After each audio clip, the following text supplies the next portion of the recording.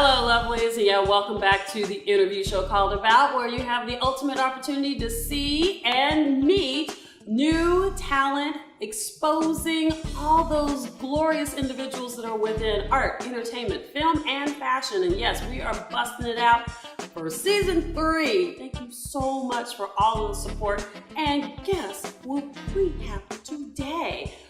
One of my neighbors, which we found out. This is Leslie Ann Coles. She has this fantastic film festival, and it's called Female Eye Film Festival. 15 years in the running, and it's going to be keep on keeping on. Leslie Ann, how you doing? I'm good. How you doing? I'm great. I'm so happy that you were able to come out. This is just absolutely fantastic. And so we were doing the research, and it was so funny because it was just kismet. It was like, oh, she's got to be here. That's so cool. Yeah, thank you for having me. Oh, not a problem. So, like I said, we're Woodbridge. It's like found out that you were a long-time resident there. Yeah, I've been up there since 2001, actually. Oh, wow. Yeah. That's cool. So now you're stomping around. So this is where you were born? I was born actually in North Bay, but grew up in Toronto. So Okay. we came from Toronto, moved to North Bay for 6 months where I was born, and then we came back to Toronto. So I'm pretty much Torontonian. Oh, cool. Yeah. Now, how did you get into film? Wow, that is a big question. Yes, I like it. So I got into film. I was a dance theater artist for about 18 years. So I was a choreographer, modern dancer. Oh, cool. And then in 1999, 2000, I wrote a piece. It was a dance theater piece, and it was optioned by the Theater Center West, David Duclos or Michael Duclos. And then they ran out of money, and the Theater Center closed. I had this piece that I wrote titled "In the Refrigerator." And the original title was Dancing for Doll, and it was kind of a biopic, a little bit about the matrilineal history of my mother and my grandmother and my great-grandmother and a great aunt. And I wrote it for the stage, and the Theater Center closed, and I thought, well, maybe it'll work as a film. So I recrafted it, applied for a grant within a week, workshopped it at Women in Film and Television, the studio, and everybody was like, yeah, this would be a great short film. I went, okay. So then I applied for the money and I got it, and I produced a 16 millimeter, 40-minute film. Wow. Actually 42 minutes, 37 seconds. I remember that number. And it screened in 35 festivals and won 13 international awards. Look at you. My big claim to fame on that one is I was in New York and I got a call from the Academy of Motion Arts, and they invited the film to screen at the Lemley Theater in Santa Monica for the Academy Awards for 2 weeks, for 1 week, twice a day for the Academy. And I was like, oh, okay. So it had been winning. So that was back in the day when the Academy actually pre-selected, like they would reach out and select films to screen for the Academy. So my big 16 millimeter print went to Los Angeles and screened.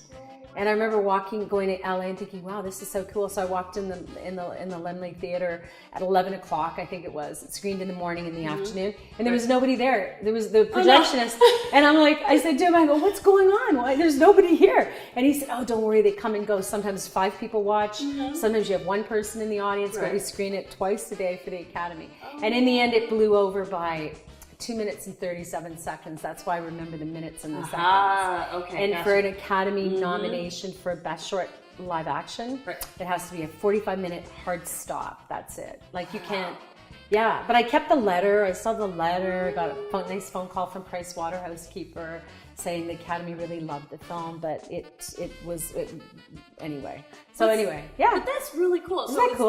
that what gave you that oomph to start the film festival? It actually did, because while I was attending these film festivals, I was noticing there weren't a lot of women directors.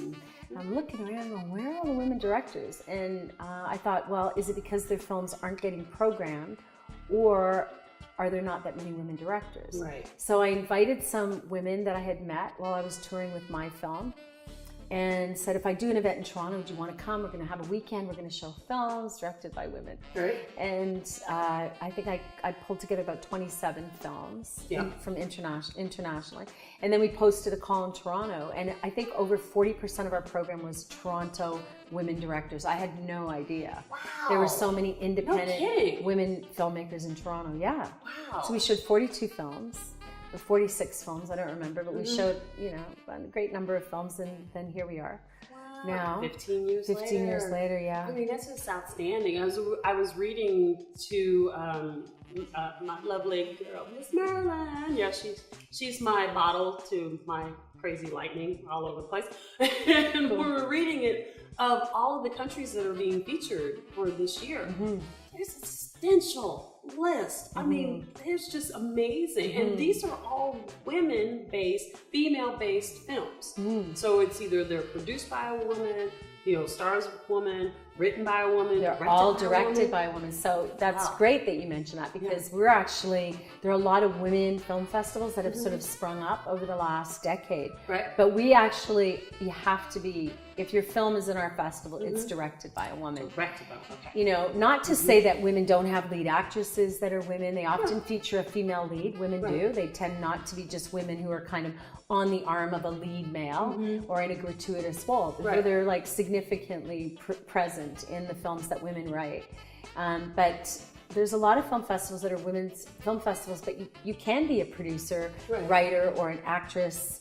You don't have to be the director, but we've always really stood firmly behind the fact that the woman has to be in the key creative position, and in film, it's the director. Now, isn't that paramount though? I mean, because that seems very difficult. Because I mean, when Catherine Bigelow won the Academy Award, everyone was going crazy. Like, it was so, oh my gosh. Yeah. But it's like, she's talented. She just so happens to be a woman. Exactly right. So what's that all about? Yeah. I mean, it seems very frustrating. Yeah, absolutely. And the question for me when Bigelow won, which was a great win for all women, yes, was, there's been so many great films directed by women, over the years. Jane Campion's The Piano, Fried Green Tomatoes, I believe, is directed by a woman. I can't even think of all of them. Carrie Scoglin, Mary Herron. There's been so many films that have been really great. The new Wonder Woman one. Yeah, directed by a woman. Yeah. But, she had to make a film about war to get a nod and to win an Academy Award, right? So I don't know if it's a genre-based thing. Now we have Wonder Woman, fantastic that she won. Great, and great film. But it's an action-driven superhero. Who's focused on World War II. Yeah. So a good point. It's an interesting thing that, Anyway, so hopefully women will get, but it's great because hopefully women will get more opportunities and bigger budgets. It's really a question of budgets. Well, yeah.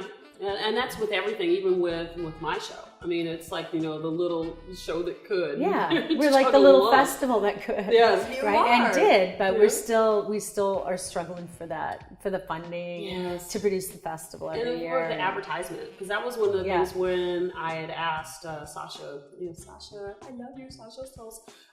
When I asked her, I said, this would be fantastic to be able to get that advertisement out. Yeah. Because it's like, how did I not know about your festival? Yeah. Well, yeah, exactly. So if we had $150,000 toward advertising in buses and subways, everybody would know about it. Yeah, exactly. But it's grown organically, and we have a really great audience.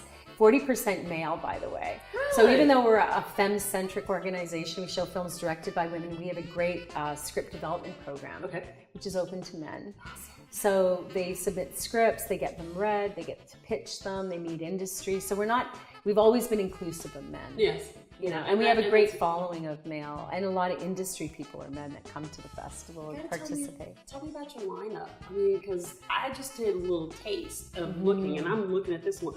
Ooh, look at this one. Oh my gosh, look at that. I mean, you've got some really ones. What's those big ones?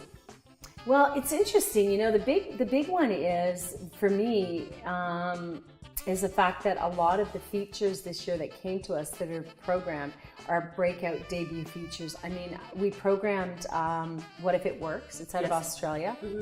It's Rami Traor's first feature film. It's absolutely hilarious. It's a brilliant rom-com. And she just, emailed me like a month ago and said she just got nominated for a Leo, which is kind of equivalent to an Academy Award in Australia. Right. And then our closing feature is Can Hitler Happen Here? And it's out of New York, the first time feature. But the woman's, Saskia Rifkin's been working in film a long time, Right. working on other people's films. So this is her first directorial debut, but what a great film, and it stars an amazing actress out of New York. She's 74, a 74-year-old lead actress in the film. You never see that. Never. 74-year-old, and she, other than like Driving Miss Daisy. Yeah, exactly. You know, and she's brilliant. And you know, everyone is regulated to that. I mean, because hey, I'm a proud girl that I'm the Fabulous 50s Club, you know, and I'm still able to, you know, rock that out. Yeah. But it's extremely hard with the ageism that's ageism, sexism, so and all of that. So it's we're closing with that film, because when I saw the film, I was like, I have never seen a 74-year-old, and she works the stage in New York all the time. Her name is Laura Esterman. Okay. Yeah, she's amazing. And if you go on IMDb and you look up her IMDb, you'll see all the films she's done. You'll be like, oh my gosh, yeah, of course, yeah. Brilliant. I'm so excited for it. It's like Lovelies. It is in Toronto. It's in the beaches. It's in we moved to the beaches, so all the downtowners that have been chasing or following us in the core, we're moving to the beach this year. So we're at the Fox. Yeah, I am one of the members at the Fox Theater. Oh, you got a pass for media. So you have VIP access. I love it. I was like, I was talking to the owner for that, and I was like, you know what? I want to do one of the shows here, and you know, and just bust it out. And I was like, I'm gonna wait till my 5th You should anniversary. Just come out and meet some of these women directors. Oh, I am. I'm gonna be there. And we'll have we have a great little suite set up. Okay. At the BUC, and you should come out and meet some of these women. Oh, I'm gonna have to. And it's like, okay, Lovelies. It's from June 20th through the 25th. That's the opening on the 20th. The 25th is the closing. But y'all just need to be there the whole week. Just get it done. Yeah. It's like, there's my gratuitous plug. So after you get done, because I know you'll probably take the week and sleep. But I'm not really. I'm on a jury. Oh gosh, you're kidding. No, not that kind of jury. Okay. I'm on a different kind of jury. Okay, because I was going to ask, what are your future projects coming up? Well, I just finished my film, which is actually screening on this Sunday. So awesome. that film's taken about 8 years for me to finish. Wow. Just one. Labor of Love. Yeah, it is. So it just won Barebones, though. It won the Best Music Documentary Feature at Barebones. Yeah, and it just screened in Vancouver. So it's having its Ontario premiere at the Female Eye, which is fitting. It's a little nepotistic, but it's fitting because my debut film, the film I was speaking of in the refrigerator, screened at the inaugural Female Eye. So now 15 years later, I'm like, all right, we're showing this first feature documentary. Full circle. Yeah. That's so cool. That's awesome. Leslie, great chatting. Just so awesome. I'm so glad you came over. Thank you for having me. Yes, and it was like, and Lovelies, make sure, here, I have, there you go, 15th anniversary. This is a hot one. June the 20th through the 25th. It's at the Fox Theater. Hi guys, I love the Fox.